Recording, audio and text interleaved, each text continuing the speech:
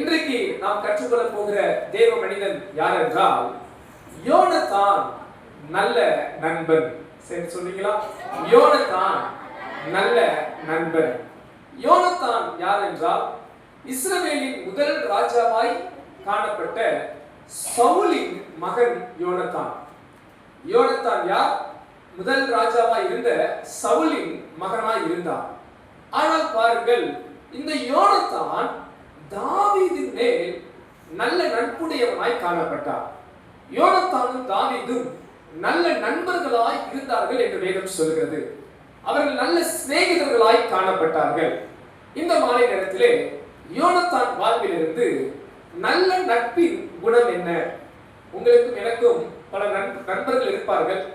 உங்கள் வாழ்வில் பல நட்புகள் உங்களுக்கு இருக்கக்கூடும். இந்த யோனத்தான் வாழ்விலிருந்து நல்ல நட்பின் குணம் என்ன? அது மட்டுமல்ல, இந்த யோனத்தான் வாழ்விலிருந்து ஒரு நட்புக்கு மட்டும் நாம் இன்றைக்கு பேசப் போவதில்லை.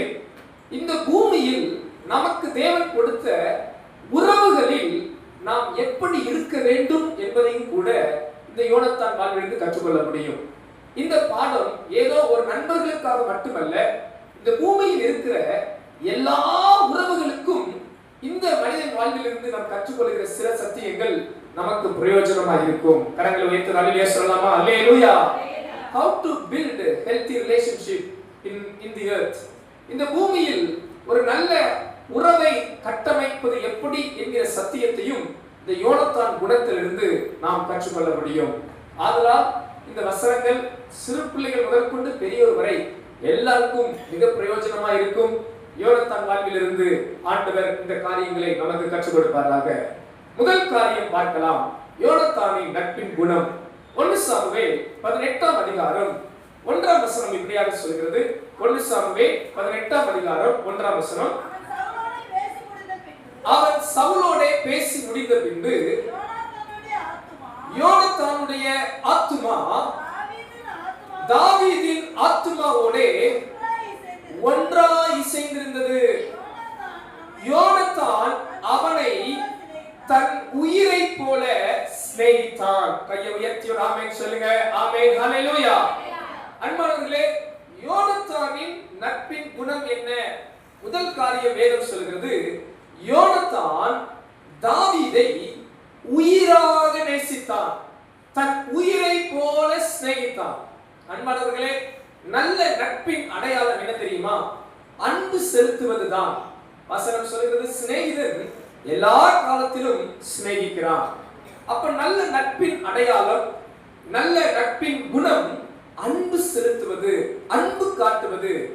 யோனத்தான் தாவீதை தன் உயிரை போல சிநேகித்தானாம், தன் ஜீவனை போல சிநேகித்தானாம், தன்னை நேசிப்பது போல நேசித்தானாம். அது மட்டுமல்ல, அவன் நேசித்தபடியா தாவீதோடு உடன்படிக்கை பண்ணினான், தாவீதுக்கு தக்க சால்வையை கொடுத்தான். இப்படி தனக்குண்டானதை எல்லாம் கொடுக்கத்தக்க அளவுக்கு யோனத்தான் தாவீதின் மேல் பாசத்துடன், அன்புடன், நேசத்துடன் காணப்பட்டான். கரங்களை உயர்த்தி ஆமென் சொல்லுங்க. ஆமென், ஹல்லேலூயா. அன்பானவர்களே, இந்த உலகத்தின் அன்பை சிந்தித்து பாருங்கள். இந்த கடைசி காலத்திலே அன்பு தணிந்து போகிற காலத்தில் இருக்கிறோம். வேதம் சொல்கிறது, கடைசி காலத்தில் நடக்கிற அடையாளங்களில் அன்புகள் தணிந்து போகிறது. பெற்றோரின் அன்பு தணிந்து போகும், பிள்ளைகளின் அன்பு தணிந்து போகும், எல்லா உறவுகளின் அன்பு தணிந்து போகிற காலத்தில் இருக்கிறோம். இல்லாவிட்டால் ஏதோ ஒரு எதிர்பார்ப்போடு அன்பு செலுத்துகிற உலகத்தில் இருக்கிறோம். ஏதோ உங்களால ஒரு பயன் இருந்தா, ஏதோ உங்களால ஒரு பிரயோஜனம் இருந்தா அன்பு செலுத்துகிற ஒரு காலத்தில் இருக்கிறோம். இல்ல அவங்களுடைய மன ஆசைக்கு அன்பு செலுத்துகிற காலத்தில் இருக்கிறோம். அவங்களுடைய மன விருப்பத்துக்கு கொஞ்ச காலம் காணல் நீர் போன்ற அன்பு. இன்றைக்கு பாருங்கள், அநேக இளம் பிள்ளைகள் அவங்க காண்பிக்கிற அன்பு பாருங்கள், காணல் நீர் போன்ற அன்புகள் இருக்கும் அவங்க வாழ்க்கையில. குறிப்பிட்ட காலம், அதற்கு பின்பு அன்பு மறைந்து போகும், தணிந்து போகிற காலத்தில் இருக்கிறோம். ஆனால் அன்பானவர்களே, இந்த பூமியிலே தேவன் உங்களுக்கு கொடுத்த உறவுகள் சுமூகமாய், சமாதானமாய், ஆசீர்வாதமாய், உறுதியாய் இருக்க வேண்டும் என்றால் தேவன் உங்களுக்கு கொடுத்திருக்கிற உறவுகளை உண்மை மனதோடு நேசியுங்கள். எனவே ஆமென் சொல்ல முடியும். ஆமென், ஹல்லேலூயா. அன்பானவர்களே, அன்பு இல்லாத இடத்துல அன்பை தேடாதீங்க. உங்களுக்கு தேவன் அன்பானவர்களை குடும்பத்தில் வச்சிருப்பார். நீங்க எங்கேயாவது போய் அன்பை தேடி கொண்டு இருக்காதீங்க. வேற எங்கேயாவது போய் உங்க அன்பை காமிக்காதீங்க. எல்லாருக்கும் நான் தாழ்மையா சொல்லுகிறேன், தேவன் நமக்கு ஒரு நல்ல குடும்பத்தை கொடுத்திருக்கிறார், நல்ல பெற்றோரை கொடுத்திருக்கிறார், நல்ல பிள்ளைகளை கொடுத்திருக்கிறார், நல்ல ஆவிக்குரிய குடும்பங்களை கொடுத்திருக்கிறார். அப்படியானால் ஒரு தேவ பிள்ளை தேவன் நமக்கு கொடுத்த உறவிலே சரியாய் இருக்க வேண்டும் என்றால், அந்த உறவை சரியாய் பலப்படுத்த வேண்டும் என்றால் அன்புள்ளவர்களாய் நடந்து கொள்ள வேண்டும். எத்தனை பேர் ஆமென் சொல்றீங்க? அல்லேலூயா. பக்கத்துல இருக்க கையை பிடிச்சு சொல்லுங்க, அன்பே பிரதானம். அல்லேலூயா. பாருங்க, தேவனுடைய கட்டளைகளே பாருங்களேன், ரெண்டே ரெண்டு ரொம்ப simple. Love God, love people. ஒரு தேவனாய கர்த்தரிடத்தில் முழு இதயத்தோடும் முழு ஆத்துமாவோடும் முழு பலத்தோடும் அன்பு கூர்வாயாக. இரண்டாவது, அதற்கு ஒப்பான கட்டளை, அதற்கு ஒப்பானது, உன்னை போல் பிறரையும் நேசிப்பாயாக. அன்பான பிள்ளைகளை, சிறு பிள்ளைகள் முதற்கொண்டு பெரியவர் வரைக்கும் நான் தாழ்மையா சொல்றேன், இந்த பூமியில நம்ம ஒரே ஒரு முறை தான் வாழ போறோம். அதனால கசப்புகள், போட்டிகள், பிரிவினைகள், முரட்டாட்டங்கள், பொறாமைகள் இப்படி இடம் கொடுக்காம அன்பை காண்பீங்க. தாழ்மையா நான் சொல்றேன், யார் உண்மையா அன்புள்ளவர்களா இருக்கிறாங்களோ அவங்களோடு அநேக துணையா இருப்பாங்க. அல்ல, அந்த வார்த்தையை கவனிங்க. நீங்க உண்மையா அன்புள்ளவர்களா இருந்தீங்கன்னா உங்களை சுத்தி 4 பேர் இருப்பாங்க. உங்க நேசத்துக்காக, உங்க அன்புக்காக, உங்களுடைய பாசமான வார்த்தைக்காக உங்களை சூழ்ந்து ஒரு 4 பேர் வந்து நின்று பேசுவாங்க.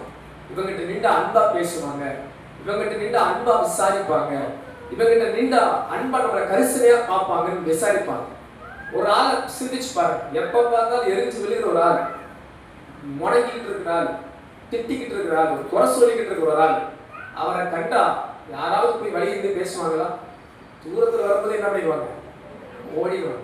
அப்பா இந்த ஆள்கிட்ட போனா நம்மகிட்ட இருக்கிற சந்தோஷமும் போயிடும். போனா நம்மளை என்ன பண்ணிடுவாங்க? திட்டி கரிச்சு கொட்டி நம்மளை சமைச்சு இல்லை நம்மளை ஏதாவது சொல்லி நம்மளை மனசை கஷ்டப்படுத்திடுவாங்க. அப்படின்ட்டு விலைக்கு ஓடிடுவாங்க. அன்பான ஆவிக்குரிய பிள்ளைகளை உங்களை தாழ்மையா நான் உற்சாகப்படுத்துறேன். உங்களுக்கு தேவன் கொடுத்த உறவு சூப்பரா இருக்கணுமா, நல்லா இருக்கணுமா, ஆசீர்வாதமா இருக்கணுமா, அன்பை காண்பீங்கள், அன்பை காண்பீங்கள். பிள்ளைகளே, சிறு பிள்ளைகளே, உங்க பெற்றோரை முதல்ல நேசிங்க. உங்களுக்கு ஒரு வாழ்க்கை வர வரைக்கும் தேவனுக்கு அப்புறம் உங்க பெற்றோரை தான் நீங்க அதிகமா நேசிக்கணும். அதுதான் உங்களுக்கு தேவன் கொடுத்த பிரதானமான காரியம். பெற்றோர்களே, உங்க பிள்ளைகளை நல்லா நேசிங்க. மனைவிகளை கணவனை நேசிங்க, கணவன்மார்களை மனைவியை நேசிங்க. இப்படி நமது அன்பை கட்டி எழுப்ப கர்த்தர் கிருபை தருவாராக. சபையிலே தாழ்மையா சொல்றேன், ஒருத்தர் நேசிங்க, அன்பு கூறுங்கள். ஆண்டவர் இயேசு தம்முடைய சீசர்களுக்கு அழகாய் சொன்னார், நீங்கள் ஒருவரில் ஒருவர் அன்பா இருந்தால் எனது சீசர்களாய் இருப்பீர்கள். அல்லேலூயா. ஆனா பாருங்க, இன்னைக்கு அநேக சபைகளுக்குள்ள அன்பு இருக்கா? வம்பு தான் இருக்கு. அடிக்கடி சண்டை, பிரச்சனை, போராட்டம், கசப்பு, முறுமுறுப்புகள்.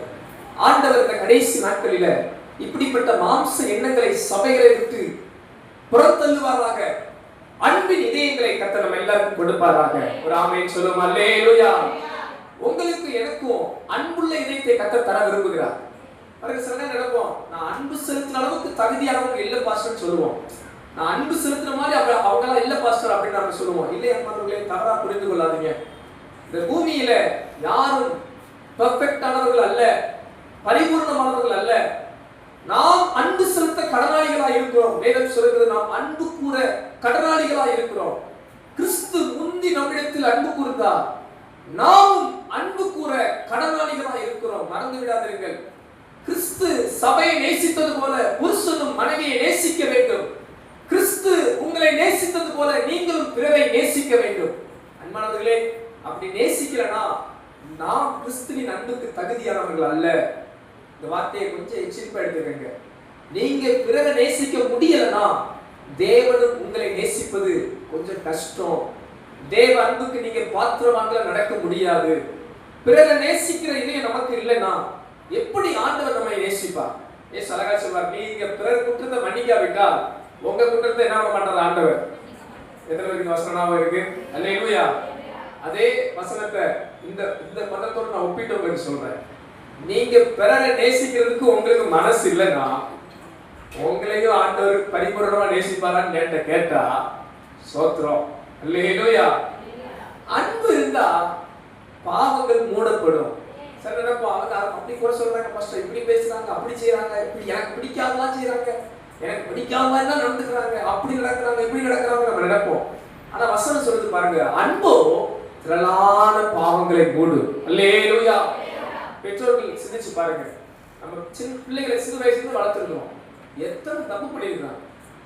ஐயோ, அவங்க பிறந்தது நல்லது என்னென்ன தப்பு பண்ணிருக்காங்க, ஒன்னா ரெண்டா அடிக்கிட்டே இருக்கலாம். ஆனா பாருங்களேன், எவ்வளவு தப்பு பண்ணாலும் என் பிள்ளைன்றத நம்ம விடுறோமா? என் பிள்ளை, என் மகன், என் மக அப்படி என்ன உரிமை பாராட்டுறோம், என்ன பாசம் காட்டுறோம். ஏன்? அன்பு. அந்த அன்பு இருப்பதால் அவங்க செஞ்ச தவறுகளை, அவங்க செஞ்ச பாவங்களை நம்ம பெருசா எண்ணுவது அல்ல. அதே மாதிரிதான் உங்க குடும்பத்துல மற்ற உறவுகளுக்கு நீங்க காமிக்கணும். அன்பு இருக்கும்போது உங்க குடும்பத்தின் உறவுகள் சில தவறுகள் குறைகளை பண்ணினா அது மூடப்படும். அந்த உண்மை அன்பு அவர்களை மன்னிக்கும். எத்தனை ஆமென் சொல்ல முடியும்? ஹல்லேலூயா. அது மாதிரிதான் உங்க நட்பு வட்டாரங்களிலும், அது மாதிரிதான் சபையின் வட்டாரங்களிலும், ஆவிக்குரிய சொந்தங்களிலும். சபை என்பது ஆவிக்குரிய குடும்பம், சபை என்பது ஆவிக்குரிய உறவு, ஆவிக்குரிய சொந்தம். அப்படி உண்மை அன்பு நமக்கு இருக்குமானால் நம்மால் எல்லாரையும் நேசிக்க முடியும். எத்தனை பேர் ஆமென் சொல்றீங்க? அல்லேலூயா. நம்மால் எல்லாரையும் நேசிக்க முடியும். எத்தனை பேர் அப்படி நீங்க தீர்மானம் சொல்றீங்க, என்னால எல்லாரையும் நேசிக்க முடியும்? எத்தனை பேர் அப்படி சொல்ல முடியும்? எத்தனை பேர் அப்படி சொல்லணும்னு நினைக்கிறீங்க? நான் எல்லா இடத்துலயும் அன்பா இருக்கிறேன்னு நினைக்கிறேன் பாஸ்டர் சொல்றேன். ஒரு அல்லேலூயா சொல்லுங்க பார்க்கலாம். கர்த்தர் உங்களை ஆசீர்வதிப்பாராக. உங்களை கூட ஆண்டவர் நல்ல உறவுகளை தருவார். நீங்க எல்லாத்தையும் அன்பா பேசி பாருங்க. மோசமான ஆளு, பாவியான ஆளு, அவன் தீங்கு பண்ற ஆளுத்த கூட நீங்க அன்பா பேசி பாருங்க. கர்த்தர் ஒரு நாள்ல அந்த மனிதனை மாற்ற வல்லவராய் இருக்கிறார். அல்லேலூயா. அப்ப நல்ல நட்பின் குணம் என்ன? ஒரு நல்ல உறவை எப்படி கட்டமைப்பது? யோனத்தான் தாவீதை உயிரை போல சிநேகித்தான். நீங்களும் நானும் நமக்கு தேவன் தந்திருக்கிற எல்லா உறவுகள், அது எப்படி உறவுகளா இருந்தாலும், பிள்ளை முதற்கொண்டு, பெற்றோர் முதற்கொண்டு, உடன் பிறந்தவர்கள் முதற்கொண்டு, சபை உறவு முதற்கொண்டு, எல்லா உறவுகளையும் நேசிப்போம் என்றால் நமது உறவு ஒரு ஆசீர்வதிக்கப்பட்ட உறவாய் மாறிவிடும். கரங்களை அசைத்து சொல்லுங்க அல்லேலூயா. இரண்டாவது காரியம், நல்ல நட்பின் குணம் என்ன? யோனத்தான் வாழ்விலிருந்து நாம் கற்றுக்கொள்கிறோம். 1 சாமுவேல் 20ஆம் அதிகாரம் 42ஆம் வசனத்தை வாசிப்போம். அப்பொழுது யோனத்தான் தாவீதை நோக்கி, நீ சமாதானத்தோட போம், கர்த்தர் என்றைக்கும் எனக்கும் உமக்கும் என் சந்ததிக்கும் உமது சந்ததிக்கும் நடுநிற்கும் சாட்சி என்று சொல்லி கர்த்தருடைய நாமத்தை கொண்டு நாம் இருவரும் ஆணையிட்டுக் கொண்டதை நினைத்துக் கொள்ளும் என்றான். அல்லேலூயா. இந்த வசனத்தின் பின் சம்பவத்தை உங்களுக்கு சுருக்கமாய் சொல்கிறேன், கவனியுங்கள். யோனத்தான் யார்? யோனத்தான் யார்? யோனத்தான் யார்? ராஜாவா யோனத்தான்? சவுலுடைய மகன் யோனத்தான். அல்லேலூயா. சவுல் யார்? ராஜா. இப்ப இந்த சவுலுக்கு எதிரி யாரை நினைக்கிறான்னா, தாவீதை எதிரியா நினைக்கிறான். இப்ப இந்த சவுல் தாவீதை கொல்லணும் தீவிரமா இருக்கிறான். இத அறிஞ்சு கொண்ட தாவீது இந்த சவுலுக்கு தப்பிக்கணும்னு சொல்லி ஓடி ஒளியிறான். ஒரு முறை வந்தது, இந்த தாவீது என்ன பண்றான்னா, யோனத்தான்ட்ட அவங்கள நல்ல நட்பா இருக்கிறனால யோனத்தான்ட்ட சொல்றான், அப்பா உங்க அப்பா என்னை கொல்ல பாக்குற, அதனால நான் அப்படி ஒளிய வேண்டிய நிலைமை இருக்கு அப்படின்னு சொன்னபோது யோனத்தான் சொல்றான், இல்ல எங்க அப்பா எப்படி உன்னை கொல்லுவார்? என்கிட்ட சொல்லாம ஒண்ணும் செய்ய மாட்டார் எங்க அப்பா, அதனால உன்னை நான் கொல்ல விட மாட்டேன் அப்படின்னு சொன்னபோது தாவீது சொல்லுவான், வேணா இன்னைக்கு டெஸ்ட் பண்ணி பார். இன்னைக்கு ராஜாக்கள் அமர்ந்து, ராஜாவின் குழுவில் இருக்கிறவர்கள் எல்லாரும் அமர்ந்து பந்தி இருக்கிற நேரத்துல நான் வராம இருக்கிறேன். அப்ப ராஜா என்னை குறித்து கேட்கும் போது நான் எங்க சொந்த ஊருக்கு போயிட்டேன்னு சொல்லு, பெத்லகேம் போயிருக்கிறேன்னு சொல்லு. அவர் சமாதானமா ஏற்றுக்கொண்டா என் மேல கோபம் இல்லை, அவர் கோபப்பட்டார்னா என் மேல கொலவெறியா இருக்கிறார், இதுதான் அடையாளம். அப்படி அறிஞ்சா என்னை நீ காப்பாற்றணும் என்று தாவீது சொல்லுகிறார்.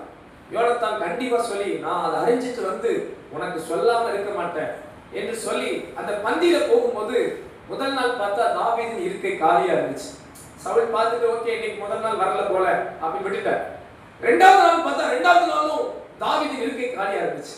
அப்ப சவுல் கேட்கிறார், எங்க தாவீதை காணோம், பந்திக்கு வரலையே அப்படின்னு யோனத்தான் சொல்றான். எனக்கு அனுமதி கேட்டார், சொந்த ஊருக்கு போயிருக்கிறார், பெத்லகேம் போயிருக்கிறார், அண்ணங்கெல்லாம் வர சொல்லியிருக்கிறாங்க அப்படின்னு சொன்ன போது சவுலுக்கு பயங்கர கோபம் வந்துருச்சு. யோனத்தான பயங்கரமா கடிந்து கொள்றார். அவனை கொலை செய்யாம விட மாட்டேன், உனக்கு ராஜ்யபாரம் வராதபடி அவனை தடுத்துருவான் அப்படி சொல்லி பயங்கர ஊருக்கு வெறி கொண்டு சவுல் தாவீதை கொல்லணும்னு நினைக்கிறார். இது யோனத்தானுக்கு ரொம்ப துக்கமா மாறிடுச்சு. அப்ப இவங்க ரெண்டு பேரும் ஒரு உடன்படிக்கை பண்ண மாதிரி இந்த செய்தியை யோனத்தான் தாவீதுக்கு தெரியப்படுத்துகிறார். இந்த அதிகாரத்தை நீங்க வீட்டுல வாசிக்கிறப்ப ஒரு அருமையான அதிகாரம், உங்களுக்கு சுருக்கமா புரியும்படி நான் சொல்லியிருக்கிறேன். அப்ப ஒரு நல்ல நட்பின் குணம் என்ன, ஒரு நல்ல உறவை கட்டமைப்பது எப்படி என்றால் இந்த இடத்துல பார்க்கிறோம். யோனத்தான் தாவீதை ஆபத்திலிருந்து காப்பாற்றுகிறான். ஒரு நல்ல நட்பின் குணம் என்ன, யோனத்தான் தாவீதை ஆபத்திலிருந்து காப்பாற்றுகிறார். பக்கத்துல இருக்கிற சொல்லுங்க, யோனத்தான் தாவீதை ஆபத்திலிருந்து காப்பாற்றுகிறார். அல்லேலூயா. அன்பானவர்களே, நல்ல நட்பின் அடையாளம் என்ன, நல்ல நட்பின் குணம் என்ன? இந்த தாவீதை சவுல் கொல்ல நினைக்கிறார் என்று அறிந்து யோனத்தான் அவரை பார்த்து சொல்றான், ஐயா தாவீதே, நீ சமாதானத்தோடு போயிரு, எங்க அப்பா உன்னை கொல்லணும்னு நினைக்கிற, உன்னை கொலை பண்ணணும்னு தீர்மானமா இருக்கிறார், தப்பிச்சு போய் ஒளிச்சுக்க என்று இந்த மனிதன் இவனை நேசித்தபடியால் ஆபத்திலிருந்து காப்பாற்றுகிறான். ஒரு ஆமென் சொல்லுங்க. அல்லேலூயா. யோசிச்சு பாருங்க, யோனத்தான் தாவீதுக்கு எதிரியா இருந்தா என்ன பண்ணிருப்பாரு? வாங்க தாவீது, இப்படி கையை பிடிச்சு, எங்க அப்பா உங்களை எவ்வளவு நேசிக்கிறார் தெரியுமா, உங்களை ரொம்ப நேசிக்கிறார், வாங்க கையோட கூட்டு போய் பந்தியில உட்கார்ந்து வச்சு என்ன பண்ணிடுவாங்க? சோத்திரம். ஆனா இந்த யோனத்தான் நல்ல நட்புக்கு அடையாளமா இருந்தபடியால் இந்த ஆபத்தை கண்டு தாவீதை காப்பாற்றுகிறான். கையை உயர்த்தி அல்லேலூயா சொல்லுங்க. அல்லேலூயா. அன்பானவர்களே, இந்த சத்தியத்தை நல்லா புரிந்து கொள்ளுங்கள். நீங்களும் ஒரு நல்ல உறவை கட்டமைக்கணும்னா உங்கள் குடும்பத்தார், உங்கள் நண்பர்கள், உங்க உறவுகள் ஒரு ஆபத்துக்குள்ள போகும்போது நீங்க அவங்களை காப்பாற்றுவதா இருக்கணும். எத்தனை பேர் ஆமென் சொல்றீங்க? பாருங்க, நோவா காணாதவைகளை குறித்து தேவ எச்சரிக்கை பெற்று தனது குடும்பத்தை காப்பாற்றினான். எத்தனை பேருக்கு ஞாபகம் வருது? பாருங்க, ஒரு நல்ல உறவை நீங்க கட்டமைக்கணும்னா உங்க உறவுக்காரர்கள், உங்க கணவன், உங்க மனைவி, உங்க பிள்ளைகள், உங்க பெற்றோர்கள், உங்கள் பேர பிள்ளைகள் ஆபத்துக்குள்ள போகும்போது நீங்கள் அவர்களை எச்சரித்து காப்பாற்ற வேண்டும். அவர்களை எச்சரித்து நீங்க காப்பாற்றலைன்னா அவங்க ஆபத்துக்குள்ள போயிடுவாங்க. ஆனா இன்னைக்கு என்ன பிரச்சனைனா, நம்ம ஆலோசனை சொன்னா அநேகருக்கு பிடிக்காது, நன்மை சொன்னா அநேகருக்கு பிடிக்காது. வசனம் சொல்லுகிறது, நம்ம சத்தியத்தை சொல்றதுனால அநேகருக்கு சத்துருவா மாறக்கூடிய சூழ்நிலை இருக்கிறோம். ஆனா வேதத்தை கவனிங்க அன்பானவர்களே, சிநேகிதன் அடிக்கிற அடி உண்மையுள்ளவைகளா?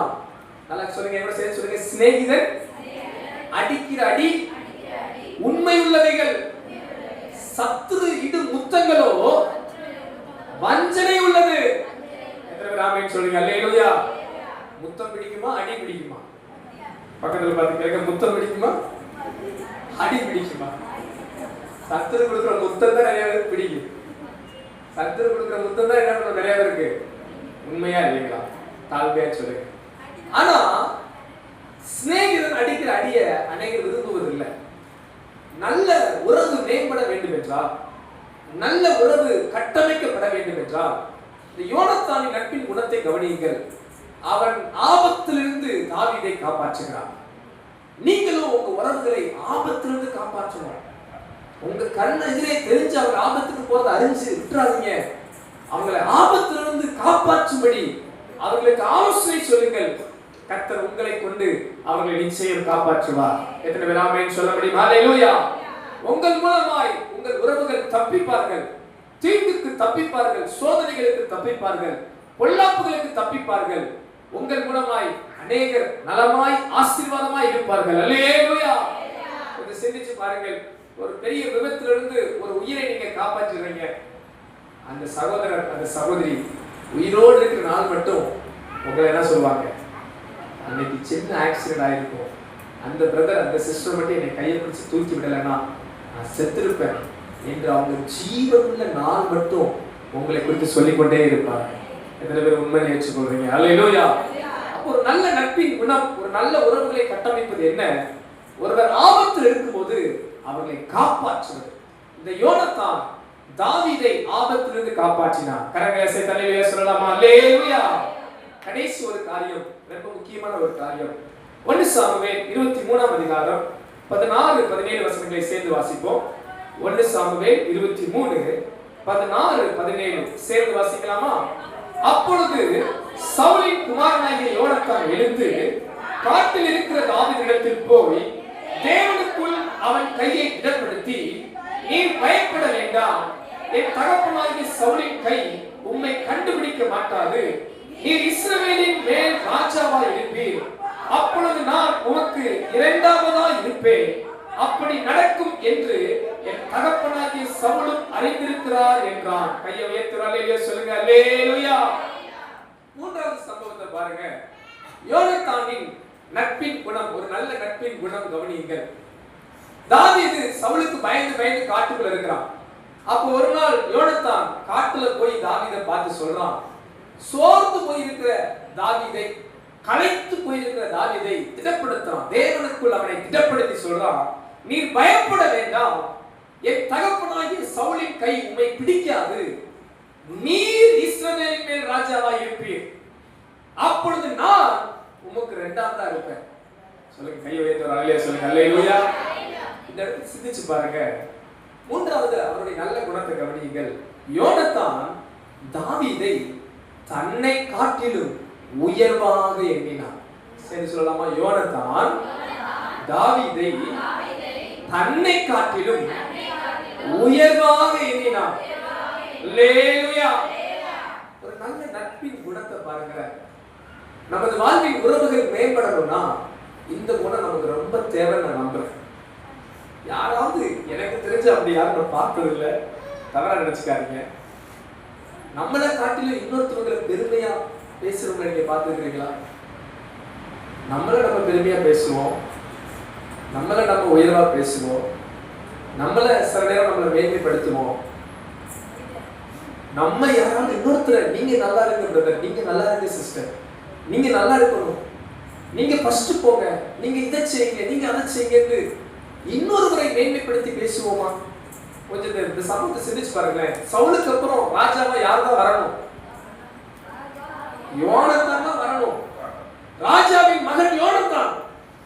சவுல் வீரல சாகல, இன்னும் ராஜாவா தான் இருக்கிறார். தாவீது நாடோடி பயந்து அங்கங்க காட்டு ஓடிக்கிட்டு இருக்கிறான். அவன்கிட்ட போய் சொல்றாரு, நீங்க பயப்படாதீங்க தாவீது, நீ தான் ராஜாவா இருப்ப, நான் இரண்டாவதா இருப்பேன். இப்படி ஒரு இதயம் வேணும், இப்படி ஒரு இதயம் வேணும். நான் சொல்லுவேன், யோனத்தான் மாதிரி ஒரு ஆள் உங்களுக்கு எல்லாருக்கும் ஒரு ஆள் வேணும். எத்தனை பேர் ஆமின்னு சொல்லிட்டு பாத்தீங்களா? நம்ம யோனத்தான் இருக்க விரும்ப மாட்டேங்கிறோம். நமக்கு யோனத்தான் மாதிரி யாரு வேணும்? நம்மளும் யோனத்தான் மாதிரி அநேகருக்கு இருக்கிறோம். இல்லையா? ஏன்னா எல்லாருக்கும் நம்ம ஃபர்ஸ்டா வரணும்னு ஆசை இருக்கும். தவறு அல்ல, நீங்க ஃபர்ஸ்டா வரணும்னு நினைக்கிறது தவறே அல்ல. ஆனா நீங்க நல்ல நட்பின் இலக்கணமா இருக்கணும்னா, நீங்க உங்க உறவுகள் நலமா இருக்கணும்னா, நான் தாழ்மையா உற்சாகப்படுத்துறேன், உங்களால சிலர் ஃபர்ஸ்ட் வரட்டும். எத்தனை பேர் சொல்ல விரும்புறீங்க? உங்களால சிலர் எப்படி வரணும்? ஃபர்ஸ்ட் வரணும். சிலரை நீங்க முன்னாடி ஓட விடணும், சிலருக்கு நீங்க விட்டு கொடுக்கணும். சரிப்பா, நீங்க ஃபர்ஸ்ட் இருங்க, நான் ரெண்டாவது இருக்கேன். நம்ம ஊர்ல அந்த பழக்கமே இருக்காது. எத்தனை பேர் ஒத்துக்கிறீங்க?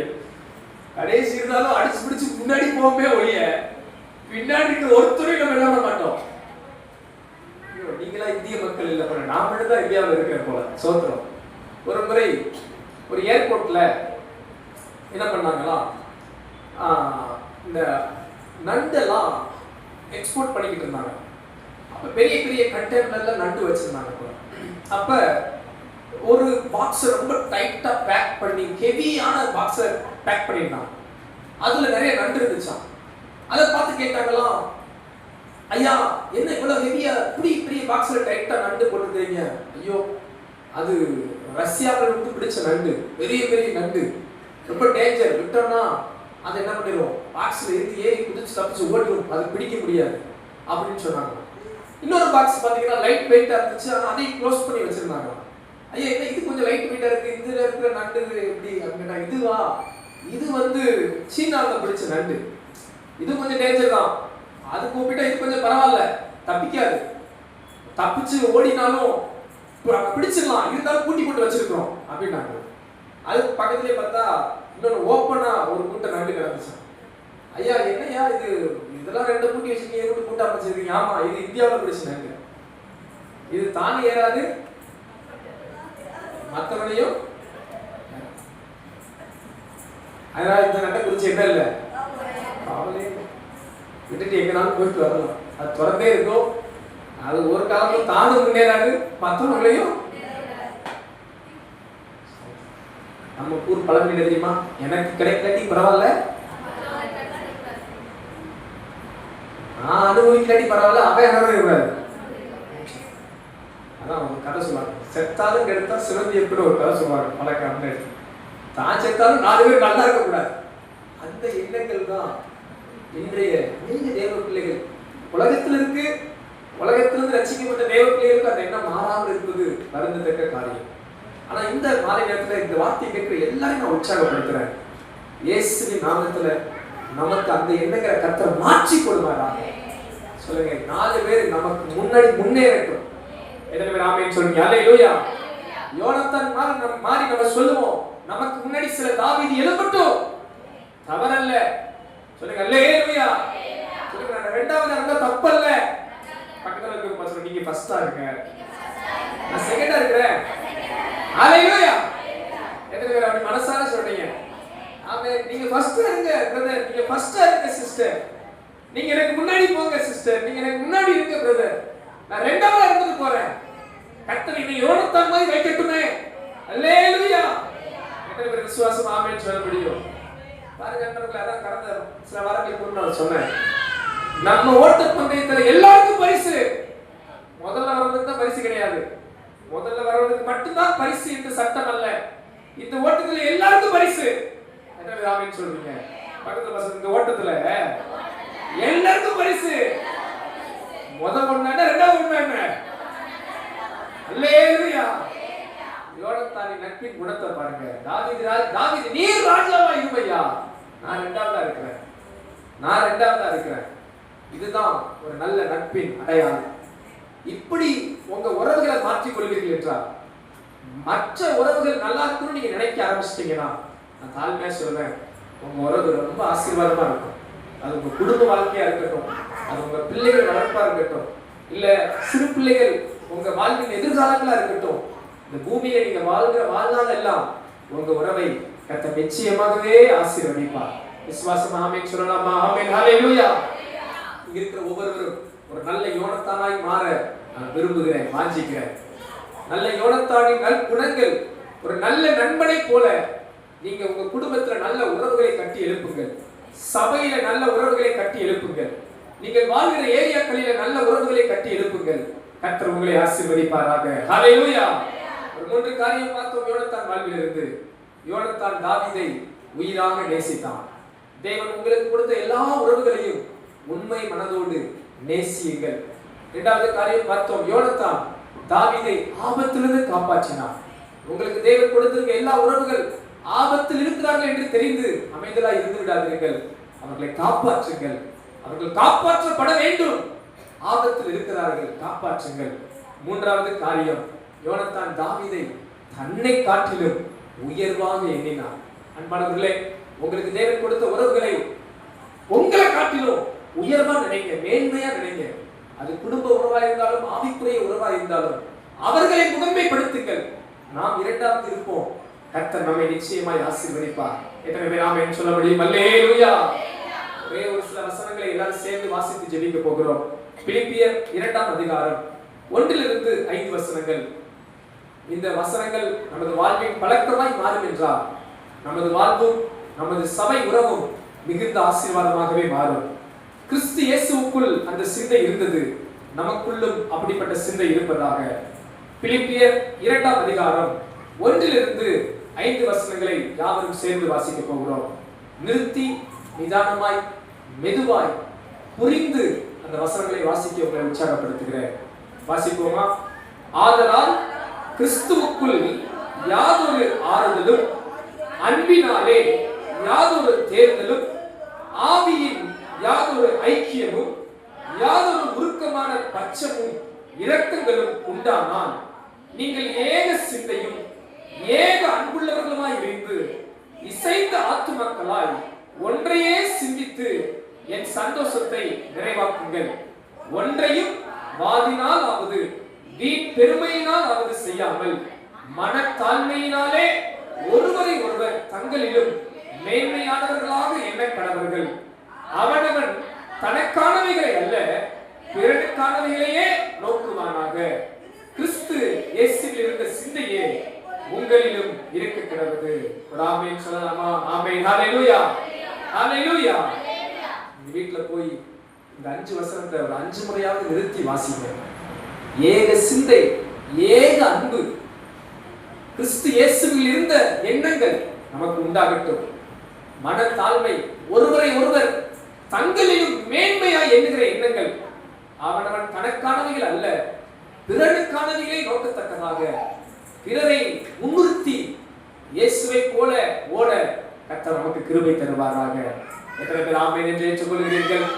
கர்த்தர் தாமே இந்த வார்த்தையின்படி உங்களை நிறைவாய் ஆசீர்வதிப்பாராக. அல்லேலூயா.